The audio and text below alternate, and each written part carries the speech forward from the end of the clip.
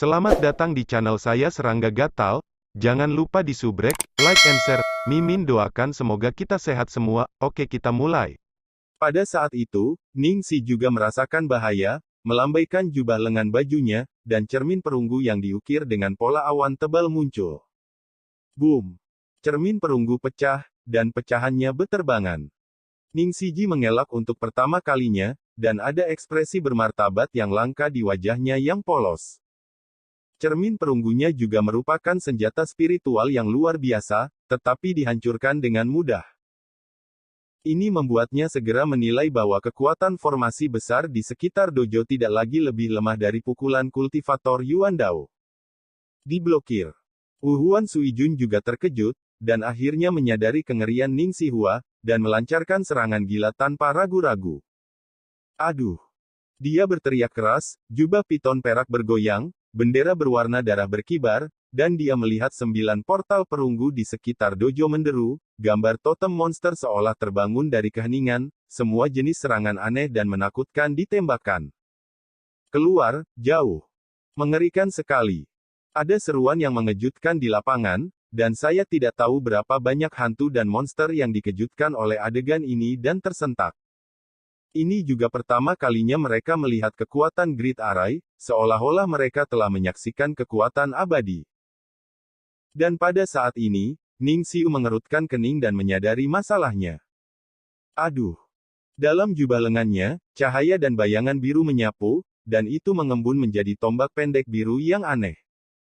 Panjang 3 kaki dan setebal lengan, ditutupi dengan lapisan mah seperti api yang tidak jelas dan bengkok, dan bilah tombaknya seperti bulan pudar berwarna biru yang tajam dan jernih. Tombak bulan sisa api biru.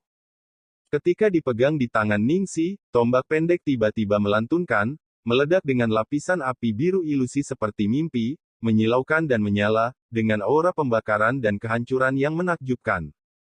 Dan kekuatan di tubuhnya meroket. Dentang.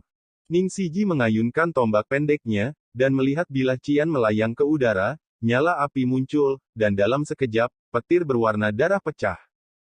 Cahaya dan hujan memercik, sosok mungilnya sedikit bergoyang, tapi dia tidak terguncang, tidak malu seperti sebelumnya. Tapi meski begitu, dia tetap terlihat serius.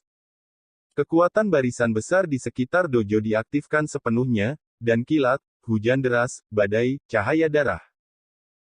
Meskipun Ning Siwei sombong, dia tidak berani mengguncangnya untuk sementara waktu.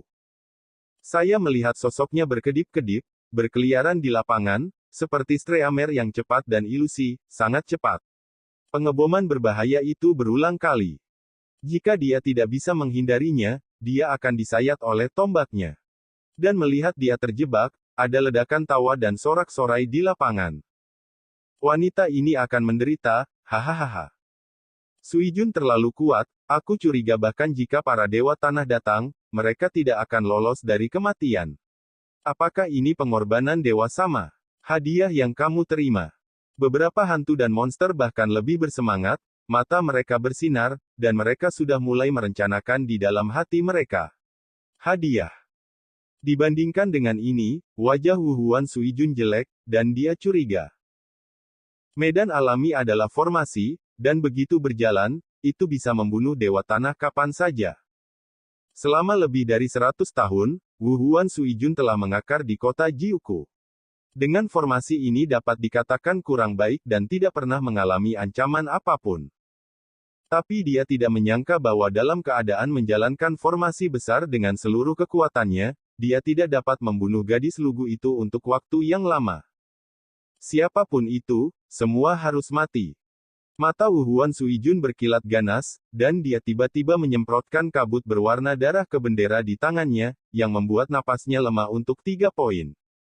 Mulai saat ini, kekuatan formasi pemotongan darah Jiugong tiba-tiba menjadi lebih kuat. Boom!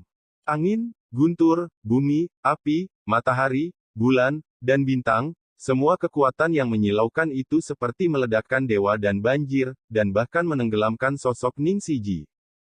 Tidak enak. Mata jernih Ning Sixi tiba-tiba menyusut, menyadari bahwa dia tidak bisa lagi menghindarinya. Hanya Saya merasa sedikit tidak nyaman ketika memikirkan kartu truf saya yang telah saya sembunyikan selama bertahun-tahun, tetapi saya harus menggunakannya di tempat yang kotor. Seberapa kuat di masa lalu? Diri saat ini hanyalah manusia fana di 4 alam seni bela diri. Ning Sijia menghela nafas dalam hatinya. Kilat tekad melintas di antara alisnya yang indah dan dalam. Biarkan para bajingan ini berpengetahuan apa metode peri yang sebenarnya. Diam-diam, sebuah pedang merah berbentuk ikan muncul di telapak tangan kanannya. 2 karakter, Red Cup, terukir di segel. Tuan istana tidak perlu mengkhawatirkanku, ayo pergi. Di kejauhan, Zhuge King, yang diikat oleh rantai berlapis, juga merasakan bahaya situasi Ning Sihua dan berteriak keras. Konyol, tidak ada yang bisa pergi hari ini. Huan Suijun mendengus dingin, matanya penuh kegilaan. Daya yang dikonsumsi oleh operasi ini sangat besar, saya khawatir akan memakan waktu beberapa tahun untuk menebusnya sedikit demi sedikit. Ini membuatnya membencinya. Ning Sijia tidak lagi ragu-ragu, mengambil napas dalam-dalam, dan diam-diam menggerakkan pedang merah berbentuk ikan di tangannya, dan hendak mengorbankannya. Saat itu, sebuah suara terdengar, pedang kecil ini tidak buruk, akan sia-sia untuk menggunakannya di sini. Suaranya santai, dengan sedikit kejutan. Ningsi tiba-tiba menoleh dan melihat Sui dalam jubah hijau, yang telah datang ke sisinya di beberapa titik. Kamu. Ning Xiu terkejut. Boom. Aliran kekuatan telah menyapu langit, menghalangi kata-katanya. Serahkan padaku. Sui melambaikan Royal Profound Sword di tangannya saat dia berbicara. Saat tangan besar yang tak terlihat muncul, aliran deras kekuatan tak terbatas tiba-tiba tampak ditangkap, dan itu masih setengah jalan. Dan kemudian, boom. Dalam deru yang menghancurkan bumi, kekuatan luar biasa tiba-tiba meledak, berubah menjadi hujan ringan berwarna darah yang menyebar. Sosok Sui dan Ning Xiu jelas terpantul dalam cahaya dan hujan. Penonton hening dan hening. Hantu dan monster yang tertawa terbahak-bahak dan berteriak girang, semuanya membuka mulut, melebarkan mata, dan terlihat bingung. Apa yang terjadi? Mungkinkah pemuda ini baru saja melakukan serangan besar? Ketika beberapa iblis melihat Sui muncul di samping Ning Siji, mereka samar-samar sepertinya mengerti, tetapi mereka tidak bisa mempercayainya. Ning Siji tidak bisa menahan diri untuk tidak terkejut, bagaimana orang ini melakukannya. Sui. Di kejauhan, Zhuge King terpana oleh pemandangan ini. Sebelumnya, hatinya tercekat, dan dia sangat cemas, khawatir Raja Istana Ning Xiu akan menderita.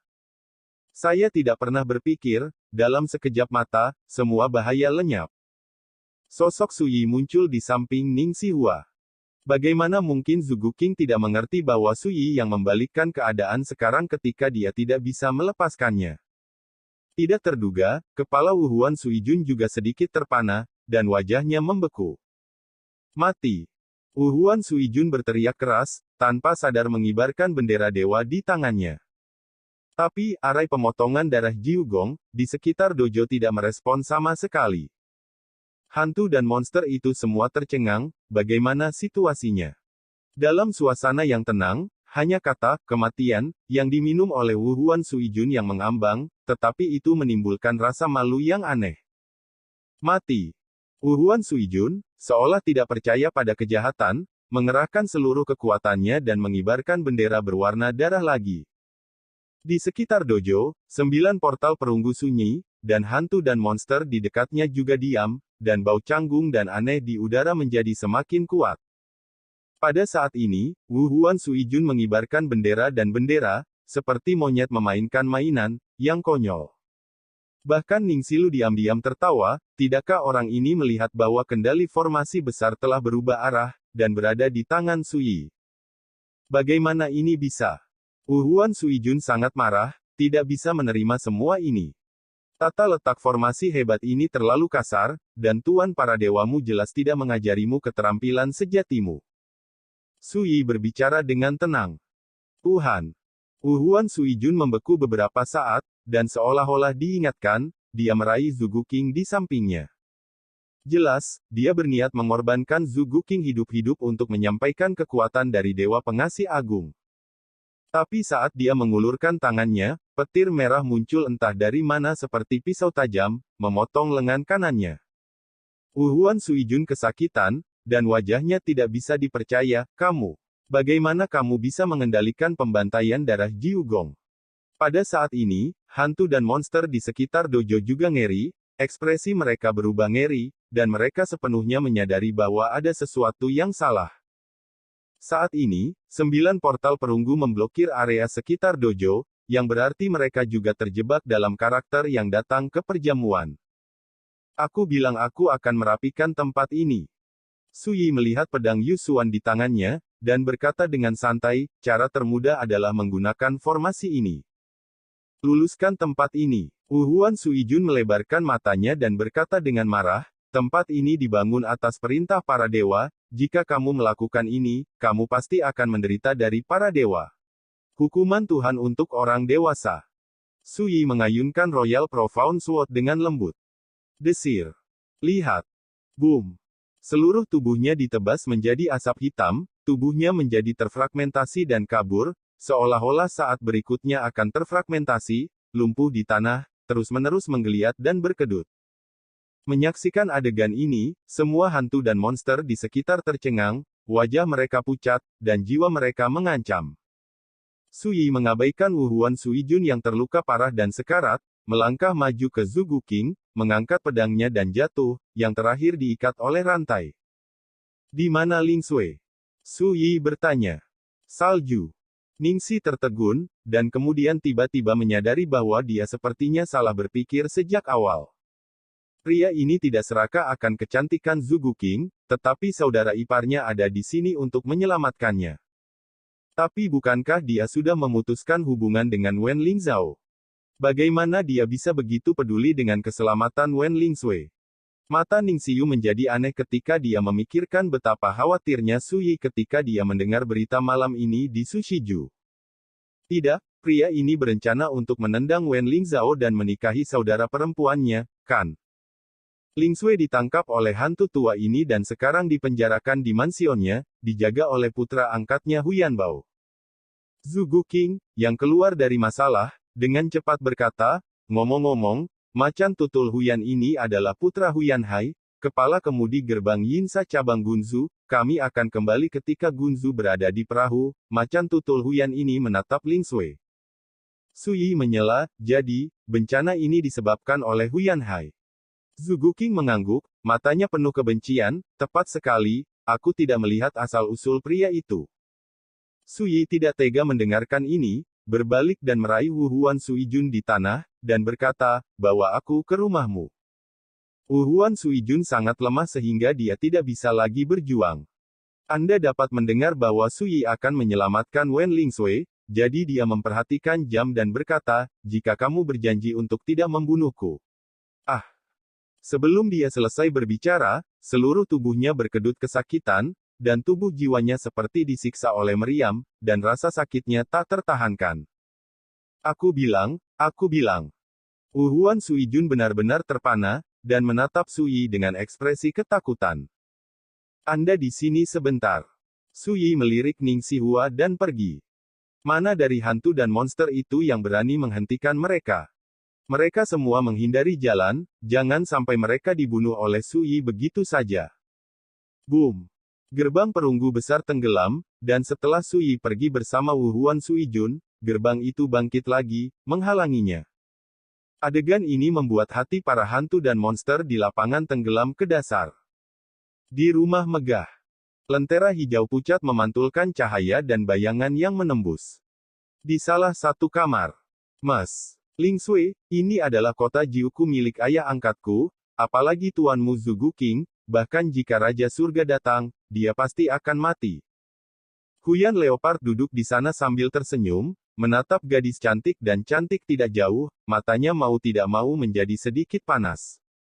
Segera, dia tampak serius dan berkata dengan serius, tapi jangan khawatir, selama kamu berjanji untuk menjadi istriku, aku berjanji tidak hanya untuk membawamu keluar dari tempat ini, tetapi juga aku akan menikahimu dengan cara yang mulia. Wajah Wen Lingsui pucat dan sunyi, dan alisnya penuh kelelahan, kebingungan, dan kesuraman. Aduh, lupakan saja. Tiba-tiba, Huyan Leopard menghela nafas dan berkata, aku tidak memaksamu, selama kamu minum semangkuk teh ginseng ini, aku akan membawamu keluar dari sini besok. Berbicara, dia menyerahkan mangkuk batu giok dengan teh ginseng di atas meja, dan berkata dengan ekspresi kasihan, kamu belum makan selama 2 hari, minumlah sekarang, sehingga kamu akan memiliki kekuatan untuk pergi bersamaku besok. Wen Lingsui tetap diam. Melihat adegan ini, Huyan Leopard akhirnya menjadi tidak sabar, membanting meja dan berkata, kamu adalah wanita yang disukai Huyan Leopard, aku tidak boleh melepaskannya. Kamu tidak merawat tubuhmu. Dia mengambil cangkir teh dan berjalan ke depan, menyerahkannya ke bibir Wen Lingsui, dan berkata, taat, minumlah, atau aku akan melakukannya sendiri. Halo. Wen Lingsui masih menutup telinga, mengabaikannya. Mata Huyan Leopard berkilat tajam, dan dia mengangkat tangannya untuk meremas mulut Wen Lingsui. Saat itu, boom! Pintu kamar yang tertutup ditendang terbuka. Apa-apaan? Huyan Leopard terkejut, gemetaran, cangkir teh di tangannya hampir jatuh ke tanah, dia sangat marah sehingga dia mengutuk. Saya baru saja berbalik, dan ketika saya melihat seseorang datang, saya tidak bisa menahan diri untuk tidak terkejut. Ayah angkat. Bagaimana Anda bisa melihat Wu Huan Suijun digendong oleh seorang anak laki-laki berjubah seperti ayam? Huyan Leopard hampir mengira itu menyilaukan. Ayah angkat adalah penguasa kota 9 tikungan ini, dan dia telah bercokol di sini selama lebih dari 100 tahun. Dan ketika perubahan mendadak seperti itu terjadi, Wen Lingsui duduk di sana, tampak tuli terhadapnya. Wajah pucat dan cantik gadis itu penuh dengan kelelahan dan mati rasa, yang membuat hati Su Yi berkedut. Lingsui, aku terlambat. Su Yi menghela nafas, mengetahui bahwa Wen Lingsui dan Zhu Guqing seharusnya tidak pergi dengan perahu bersama-sama. Tubuh halus Wen Lingsui sedikit gemetar, seolah-olah dia akhirnya pulih, dan sepasang mata memandang tanpa sadar.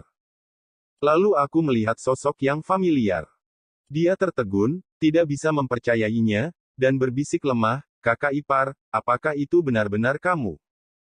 Su Yi mengangguk dan berkata, kamu membacanya dengan benar, ini bukan ilusi, jangan takut, aku akan membawamu pergi. Suaranya lembut dan penuh penyesalan. Kakak ipar.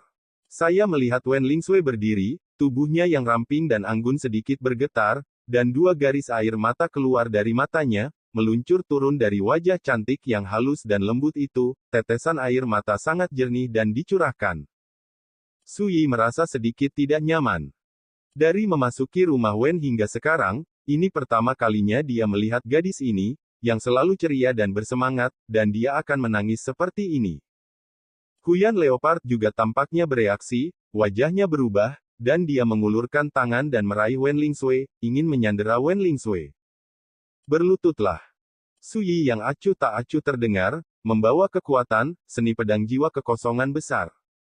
Kepala Huyan Leopard terbentur, seolah-olah akan meledak, tubuhnya melunak, lututnya menyentuh tanah, dan dia tidak bisa menahan sama sekali. Apa isi teh ini? Su Yi melangkah maju dan merebut cangkir teh dari tangan lawan. Ginseng, teh ginseng. Huyan Leopard panik dan berkata dengan suara gemetar, Tuanku, ayahku adalah Huyan Hai. Minumlah. Su Yi menyerahkan cangkir teh secara langsung. Huyan Hai gemetar, menunjukkan rasa malu. Pedang Yuxuan melintas, telinga kanan Huyan Leopard terputus, dan darah berceceran, menyebabkan dia berguling-guling di tanah dan meratap kesakitan. Kesempatan terakhir, minumlah. Su Yi memegang cangkir teh dengan kuat di tangannya. Saya minum, saya minum. Huyan Leopard mengambil cangkir teh, meminumnya, lalu gemetar, Tuan, tolong jangan bunuh saya tidak melakukan apa-apa, sungguh ya, saya bersumpah demi Tuhan. Saat suara itu jatuh, pipinya merona, matanya merah, dan napasnya menjadi berat. Mata Su Yi menjadi lebih acuh tak acuh, dan hatinya membunuh.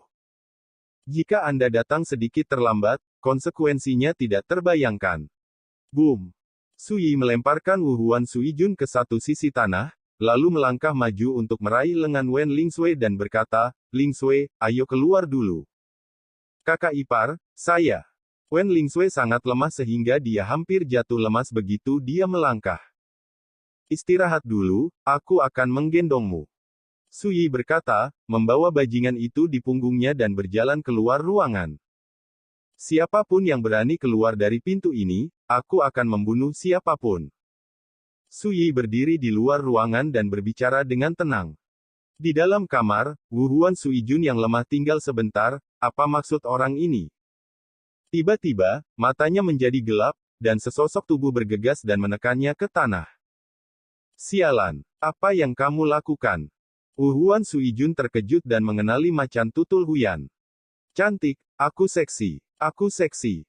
Wajah Huyan leopard merah, matanya penuh dewa seperti api, dan seluruh tubuhnya meledak dengan kekuatan yang belum pernah terjadi sebelumnya, menjaga Wu Huan Suijun di sana.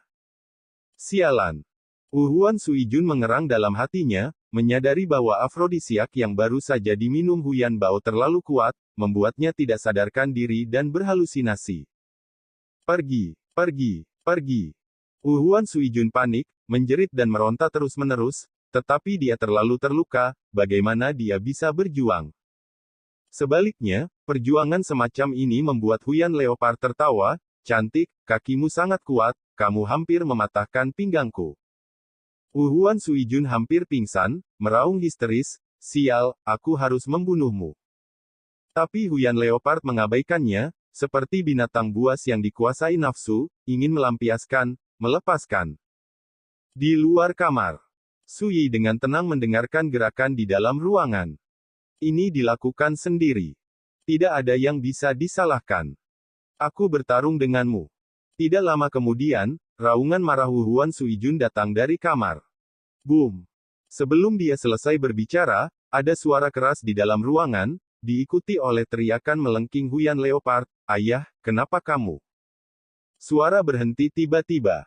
Su Yi menendang pintu hingga terbuka, dan melihat Wu Huan Suijun dengan rambut acak-acakan, dan tubuhnya penuh lubang, compang camping, dan tidak nyata. Di sampingnya, terbaring mayat Huyan Leopard, matanya melebar karena marah, ekspresinya penuh kebingungan dan kebingungan. Yang menjijikan adalah, orang ini bajingan dan berdarah. Su Yi mengangkat tangannya untuk menutupi mata Wen Lingsui di belakangnya, tetapi menemukan bahwa kepala gadis itu bersandar di bahunya, dan dia sudah tertidur.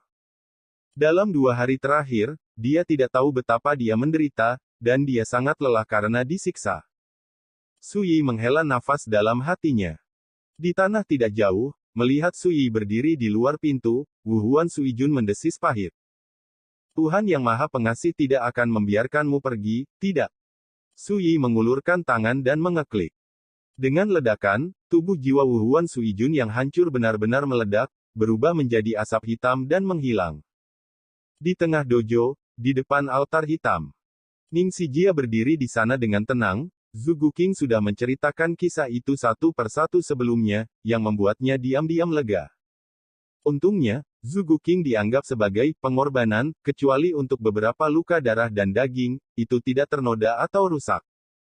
Jika tidak, saya khawatir akan sulit untuk keluar dari rasa malu dalam hidup ini. Tidak jauh dari situ, sekelompok hantu dan monster semua berlutut di sana, satu persatu, gelisah, takut mengeluarkan suasana.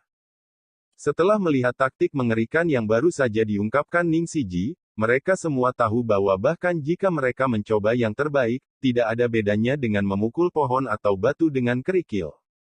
Selain itu, area sekitar dojo diblokir oleh Jiu Gong Blood Slaughtering Array, jadi tidak ada jalan keluar. Dalam situasi putus asa ini, mereka hanya bisa berlutut untuk menghormati. Hanya Tao Qingshan dan Fujinaga yang berdiri di sana, tetapi ketika mereka melihat pemandangan ini, hati mereka dipenuhi dengan kejutan yang tak terlukiskan, dan mereka tidak bisa tenang untuk waktu yang lama. Sekian dulu update-annya, tunggu lanjutannya di channel saya Serangga Gatal, di subscribe ya guys. Terima kasih.